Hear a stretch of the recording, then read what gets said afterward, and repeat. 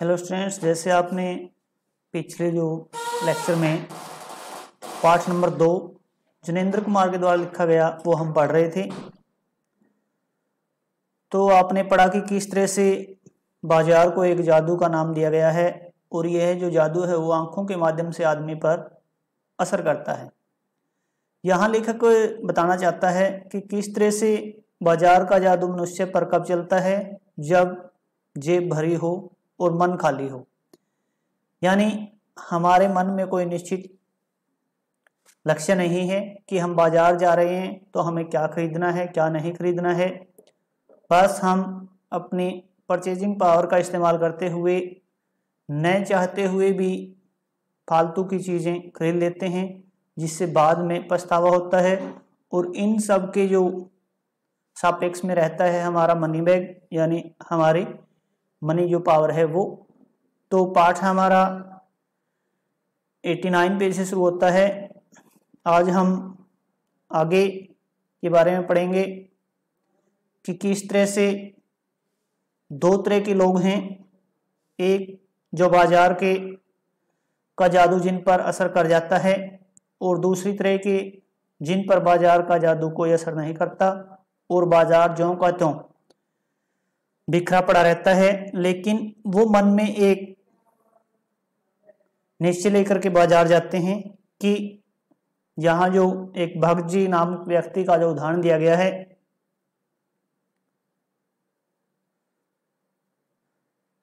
तो आज हम पढ़ेंगे पेज नंबर 89 से।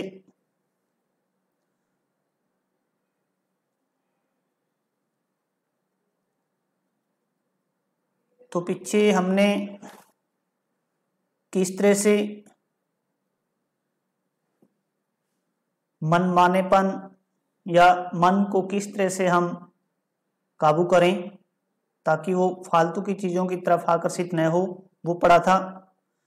तो आज हम पढ़ते हैं, पड़ोस में एक महानुभाव रहते हैं जिनको लोग भगत जी कहते हैं। चूर्ण बेचते हैं। यह काम करते जाने उन्हें कितने वर्ष हो गए हैं, लेकिन किसी एक भी दिन चूरन से उन्होंने 6 आने पैसे से ज्यादा नहीं कमाए। चूरन उनका आसपास सरनाम है, यानी प्रसिद्ध है, और खुद खूब लोकप्रिय हैं। कहीं व्यवसाय की गुर पकड़ लेते और उस पर चलते तो आज खुशहाल क्या मालामाल होते। क्या कुछ उनके पास न होता। इधर 10 वर्षों से मैं देख रहा हूं, उनका चूरन हाथों हाथ बिक जाता है, पर वह न उसे थोक देते हैं न व्यापारियों को बेचते हैं। पेशगी ऑर्डर कोई नहीं लेते, यानी एडवांस बुकिंग। बंदे वक्त पर अपनी चूर्ण की पेटी लेकर घर से बाहर हुए नहीं कि देखते देखते 6 आने की कमाई उनकी हो जाती है। लोग उनका चूरन लेने को उत्सुक रहते हैं। चूरन से भी अधिक शायद वह भगत जी के प्रति अपनी सद्भावना का देय देने को उत्सुक रहते हैं। पर 6 आने पूरे हुए नहीं कि भगत जी बाकी चूरन बालकों में, यानी बच्चों में मुफ्त बांट देते हैं। कभी ऐसा नहीं हुआ है कि कोई उन्हें 25वां पैसा भी दे सके। कभी चूरन में लापरवाही नहीं हुई है और कभी रोग होता भी मैंने उन्हें नहीं देखा है।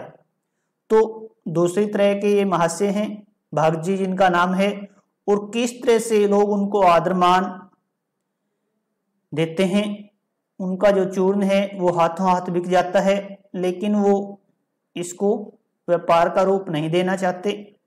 केवल 6 आने की कमाई हुई और उसके बाद जो बचा हुआ चूर्ण है बच्चों में फ्री में मुफ्त में बांट देते हैं। और तो नहीं, लेकिन इतना मुझे निश्चय मालूम होता है कि इन चूर्ण वाले भगत जी पर बाजार का जादू नहीं चल सकता। कहीं आप भूल न कर बैठिएगा, इन पंक्तियों को लिखने वाला मैं चूरन नहीं बेचता हूं। जी नहीं, ऐसी हल्की बात भी न सोचिएगा। यह समझिएगा कि लेख के किसी भी मान्य पाठक से उस चूर्ण वाले को श्रेष्ठ बताने की मैं हिम्मत कर सकता हूं। क्या जाने उस भोले आदमी को अक्षर ज्ञान तक भी है या नहीं, यानी वो पढ़ा लिखा भी है या नहीं, और बड़ी बातें तो उसे मालूम क्या होगी, और हम आप न जाने कितनी बड़ी बड़ी बातें जानते हैं, यानी चालाकियां। इससे यह तो हो सकता है कि वह चूरन वाला भक्त हम लोगों के सामने एकदम नाचीज आदमी हो, नाचीज यानी तुच्छ छोटा, लेकिन आप पाठकों की विद्वान श्रेणी का सदस्य होकर भी मैं यह स्वीकार नहीं करना चाहता हूं कि उस अपदार्थ प्राणी को वह प्राप्त है जो हम में से बहुत कम को शायद प्राप्त है। उस पर बाजार का जादू वार नहीं कर पाता, माल बिछा रहता है और उसका मन अडिग रहता है, यानी एक स्थान पर कायम। पैसा उससे आगे होकर भीख तक मांगता है कि मुझे लो, लेकिन उसके मन में पैसे पर दया नहीं समाती। वह निर्मम व्यक्ति पैसे को अपने आहत ग्राव में बिलखता ही छोड़ देता है। ऐसे आदमी के आगे क्या पैसे की व्यंग्य शक्ति कुछ भी चलती होगी? क्या वह शक्ति कुंठित रहकर सलजहीन हो जाती होगी? सलज यानी लज्जित। पैसे की व्यंग्य शक्ति की सुनिए, वह दारुण है, यानी उसमें कोई दया भावना वगैरह नहीं है। मैं पैदल चल रहा हूं कि पास ही धूल उड़ाते निकल गई मोटर। वह क्या निकली, मेरे कलेजे को कौनती एक कठिन व्यंग्य की लीक ही आर से पार हो गई, जैसे किसी ने आंखों में उंगली देकर दिखा दिया हो कि देखो उसका नाम है मोटर और तुम उससे वंचित हो। यह मुझे अपनी ऐसी विडंबना मालूम होती है कि बस पूछिए नहीं। विडंबना यानी कमी, कमजोरी। मैं सोचने को हो आता हूं कि हाय, ये ही माँ बाप रह गए थे जिनके यहां मैं जन्म लेने को था, क्यों न मैं मोटर वालों के यहां हुआ। उस व्यंग्य में इतनी शक्ति है कि जरा में मुझे अपने सगों के प्रति कृतघ्न कर सकती है।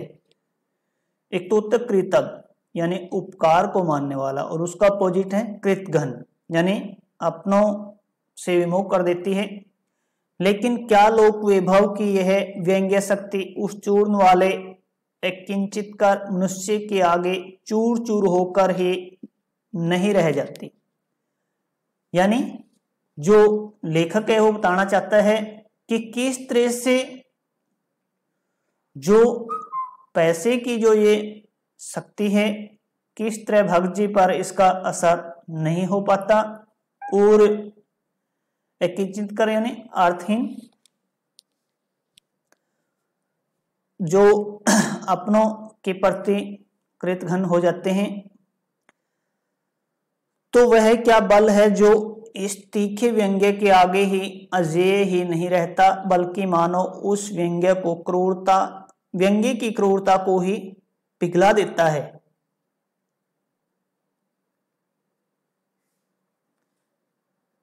उस बल को नाम जो दो, पर वह निश्चय उस तल की वस्तु नहीं है जहां पर संसारी वैभव फलता फूलता है। वैभव यानी दिखावा। वह कुछ अपर जाति का तत्व है। लोग स्पिरिचुअल कहते हैं यानी आध्यात्मिक, आत्मिक, धार्मिक, नैतिक कहते हैं। मुझे योग्यता नहीं कि मैं उन शब्दों में अंतर देखूं और प्रतिपादन करूं, यानी उस पर तर्क करूं। मुझे शब्द से सरोकार नहीं, सरोकार कोई लेना देना। मैं विद्वान नहीं कि शब्दों पर अटकूं, लेकिन इतना तो है कि जहां तृष्णा है बटोर रखने की सप्रहा है। तृष्णा यानी इच्छा, सप्रहा जो, ये भी आप संतुष्टि से इसका अर्थ ले सकते हैं। वहां उस बल का बीज नहीं है, बल्कि यदि उसी बल को सच्चा बल मानकर बात की जाए तो कहना होगा कि संचय की तृष्णा और वैभव की चाह में व्यक्ति की निर्बलता ही प्रमाणित होती है। यानी दिखावा व्यक्ति को जो कमजोरी साबित होती है। निर्बल ही धन की ओर झुकता है, वह अबलता है। वह मनुष्य पर धन की ओर चेतन पर जड़ की विजय है, यानी सजीव पर निर्जीव की विजय के समान लेखक ने इसे माना है। एक बार चूर्ण वाले भक्त जी बाजार चौक में दिख गए। मुझे देखते ही उन्होंने जय जयराम किया। मैंने भी जयराम कहा। उनकी आंखें बंद नहीं थी और न उस समय वह बाजार को किसी भांति कोस रहे मालूम होते थे। राह में बहुत लोग, बहुत बालक मिले जो भक्त जी द्वारा पहचाने जाने के इच्छुक थे। भक्त जी ने सबको ही हंसकर पहचाना, सबका अभिवादन लिया और सबको अभिवादन किया। इससे तनिक भी वह नहीं कहा जा सकेगा कि चौक बाजार में होकर उनकी आंखें किसी से भी कम खुली थी, लेकिन भौचक्के हो रहने की लाचारी उन्हें नहीं थी। भौचक्के यानी आश्चर्य में इधर उधर ताकना, देखना।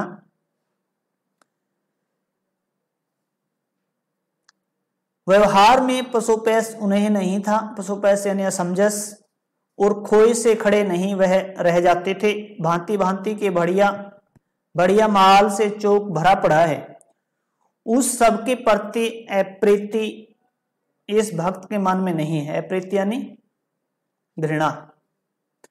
जैसे उस समूचे माल के प्रति भी उनके मन में आशीर्वाद हो सकता है। विद्रोह नहीं, प्रसन्नता ही भीतर है, क्योंकि कोई रिक्त भीतर नहीं है। देखता हूं कि खुली आंख, तुष्ट और मगन वह चौक बाजार में से चलते चले जाते हैं। राह में बड़े बड़े फैंसी स्टोर पड़ते हैं, पर पड़े रह जाते हैं।